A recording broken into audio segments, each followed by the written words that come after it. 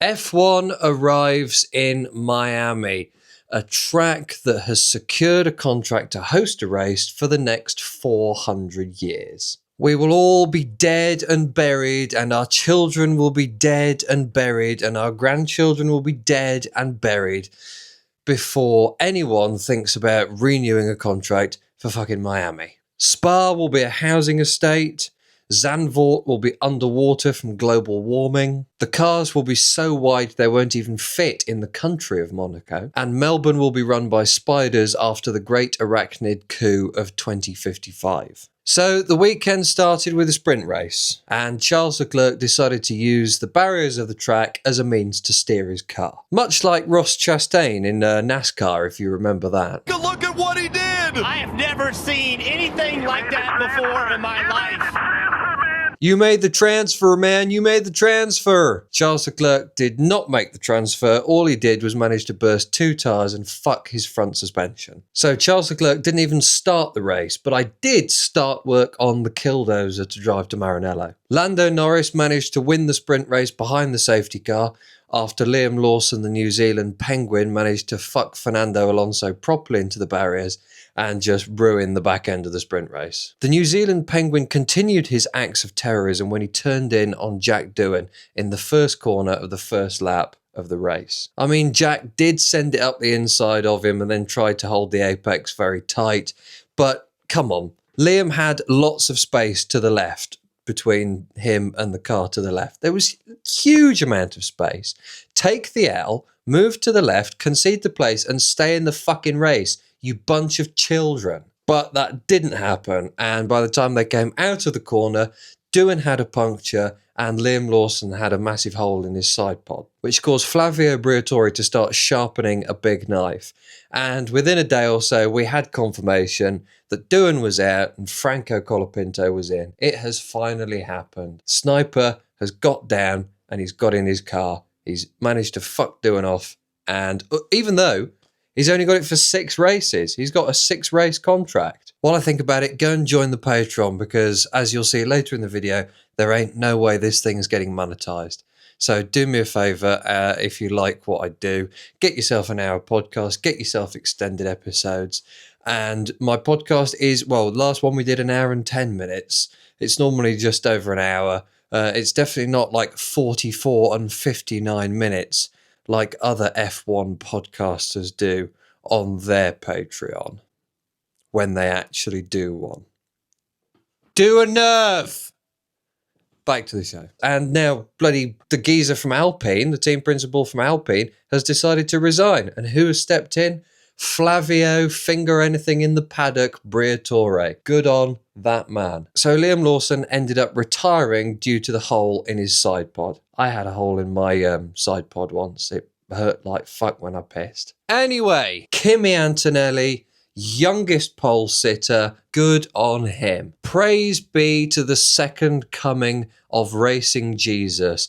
Baby Senna, MicroSchumacher, all rolled into one. Absolutely brilliant. Prost, Hawthorne, Jim Clark, everyone's got high hopes. He has come amongst us to bless us and anoint us with holy racing water. He overshot and lost the lead into the first corner. Fuck's sake. It's okay. He will recover. He is racing Jesus. It will be fine. He dropped back down to 4th. No matter, racing Jesus will rise again and rise through the ranks of the grid to take his place at the right hand of the Father. He came into the pits and got twatted by Max Verstappen after they released him too early.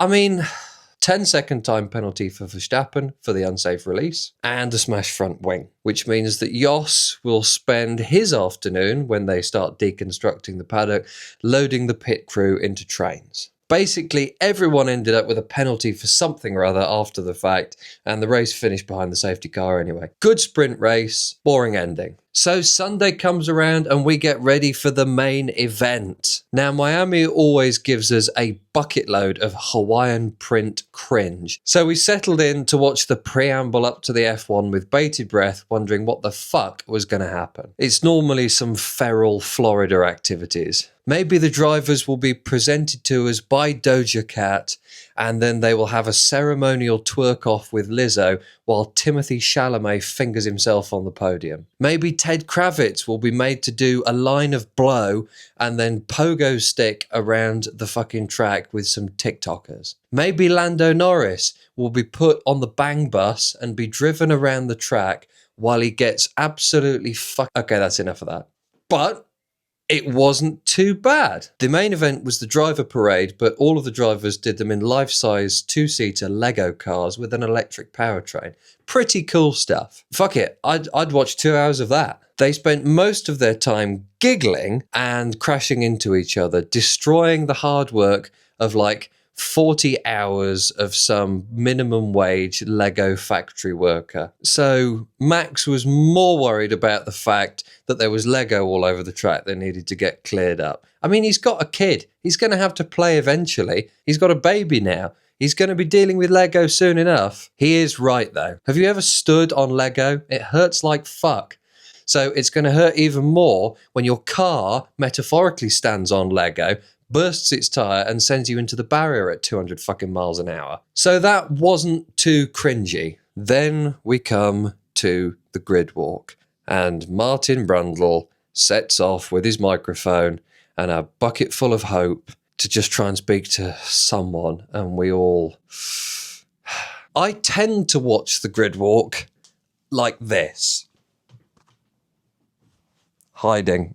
Just eyes closed, hoping for the best. Jesus Christ, don't fuck it up, Martin. I mean, for God's sake. But this week, I actually went one further and chose to hide behind the sofa altogether for the Miami grid walk. Martin managed to dodge Gordon Ramsay, fair enough, and ended up talking to Jerry Bruckheimer, the producer of the F1 movie.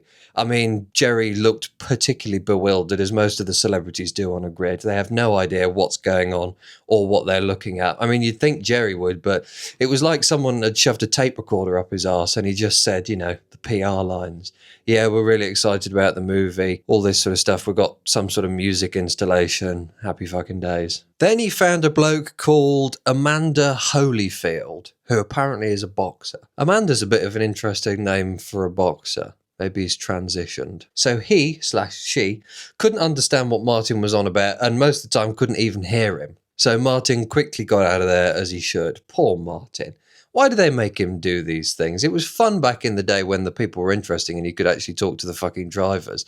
But, I mean, now, a Sky F1 just holding his family hostage or something. I mean, Alex Brundle commentates on Formula E, so they may as well be. Then he chatted to another boxer who was some sort of Cockney geezer, who actually seemed like quite a nice bloke. So they had a nice chat. And then, thank Christ, Martin found Jackie Stewart. Thank God. He managed to find Jackie, and the relief on his face, we go, oh, Jackie, oh, I'll talk to you instead. That's just so much better. Oh, my Lord, thank you. Thank you, Jackie, for being here. Now, Martin and Jackie have previous on the grid walk at Miami. If you recall, when Martin tried to use Jackie Stewart as a fishing hook to go and get Roger Federer from his security team and bring him over, and we watched Jackie Stewart get manhandled by a bouncer. This is not what we wanted to see. How dare you manhandle Jackie? Then Martin tried to get a hold of the big act, the actress and singer Lisa. I mean, if you're going to have your name just be Lisa, if you're going to have a mononym, can it be more interesting than Lisa?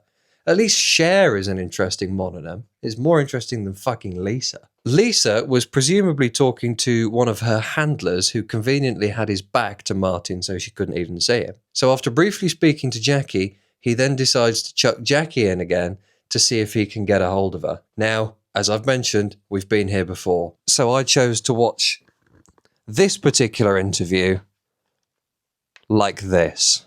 Jesus H. Christ. So after Jackie manages to snare her, she does actually come over and speak to Martin very briefly. she talked complete bollocks about how she was happy to be there, and that was pretty much it. So I then put that back down again. I mean, the handler didn't look particularly happy about this turn of events. Listen, celebrities, do me a favour. If you are there at the Miami Grand Prix or any Grand Prix as a press exercise, you are going to have to talk to the fucking press. Just get on with it. You are in the F1 movie. You are in the soundtrack. You are like the headlining act of some K-pop bullshit who is going to end up in the movie. You are there to do press. Make no mistake. It's like going to the fucking Met Gala down the red carpet with all of the photographers walking straight past them, giving absolutely no interviews. And then they say, well, why are you here? You go, oh, I'm just here for the fucking canapes.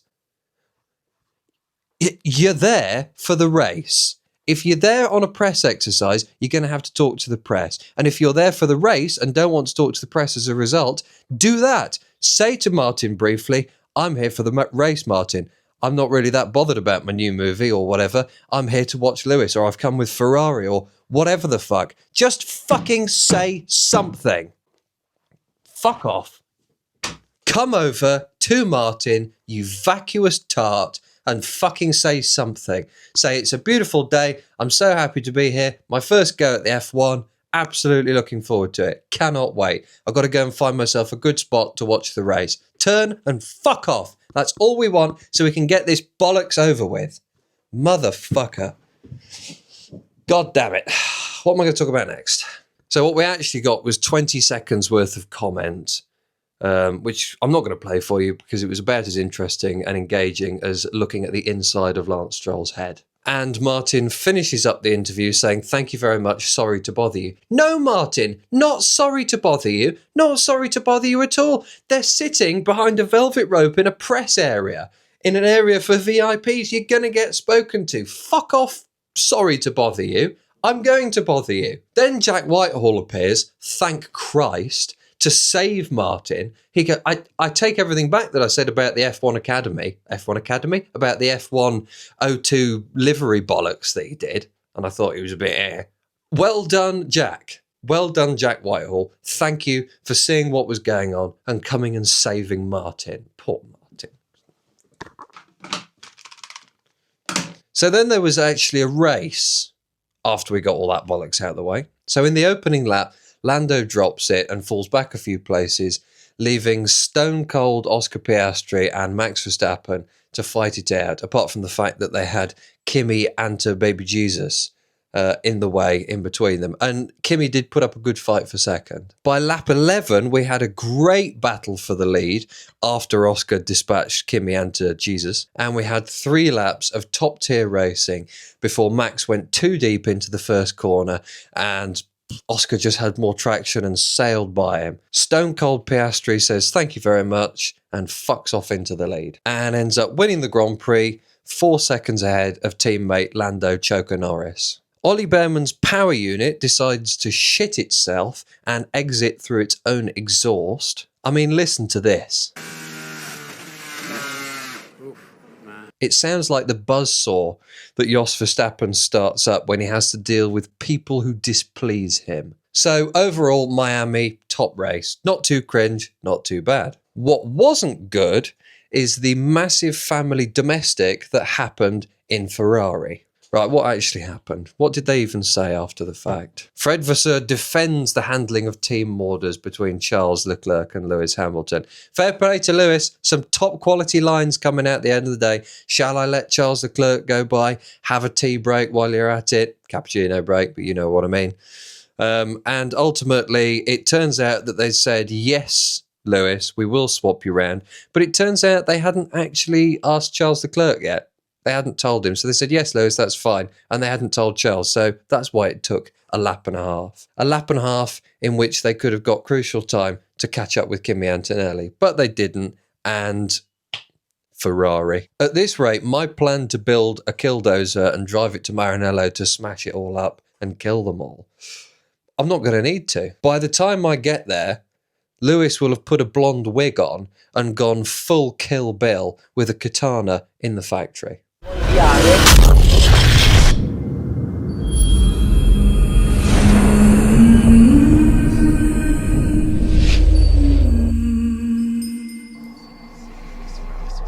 always imagined what it would be like sitting in the cockpit surrounded by red.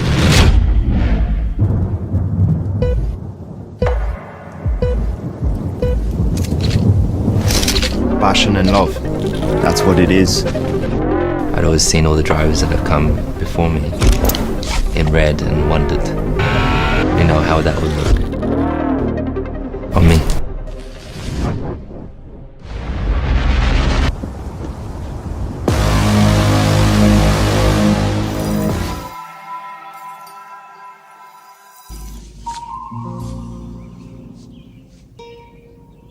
What the fuck is this piece of shit?